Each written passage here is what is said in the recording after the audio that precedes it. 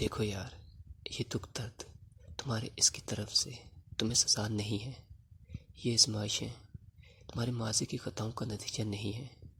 یہ بے سکونی تم سے ناراضگی کی وجہ نہیں ہے. یہ اس کے طریقے ہیں ہمیں خود تک بلانے کے. یہ بے چینی بے وجہ نہیں ہے. وہ اپنے محبوب بندوں کو سزائیں نہیں دیا کرتا. وہ جن سے محبت کرتا ہے نا، انہیں تکلیف میں نہیں چھوڑتا. وہ تمہاری دعاؤں میں اٹھنے والے ہاتھ خالی نہیں موڑتا. وہ تمہارے سجدوں میں بہتے آنسوں بے مول نہیں چھوڑتا. وہ تو تمہاری خاموش دعاؤں کو بھی بڑے غور سے سنتا ہے.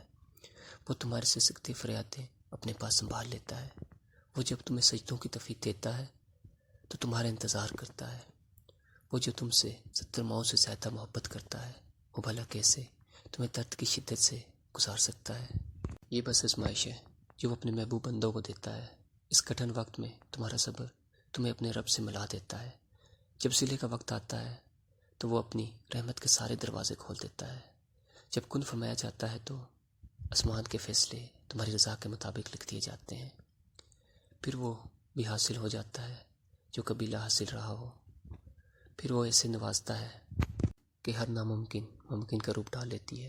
اور جب تمہاری دعاؤں کا نتیجہ نہ آ رہا ہو تو اس کو اپنے رب پر چھوڑ دو. اپنے رب پر یقین رکھو. زیادہ سوچنا انسان کو ختم کر دیتا ہے. بس دعا کرو اور سب کچھ اپنے رب پر چھوڑ دو. جو اتنی بڑی کائنات کو رنگوں سے بھر سکتا ہے تو کیا اسے تم نظر نہیں آتے؟ کیسے تمہارے بے بسی نظر نہیں آتی؟ تمہیں کیا ایسا لگتا ہے کہ وہ تمہیں بے یار و مددگار چھوڑ دے گا؟ کیا وہ تمہاری زندگی ایسے بے رنگ رہنے دے گا؟ بس اپنے رب العالمین پر یقین رکھو، بلکہ یقین الکامل رکھو.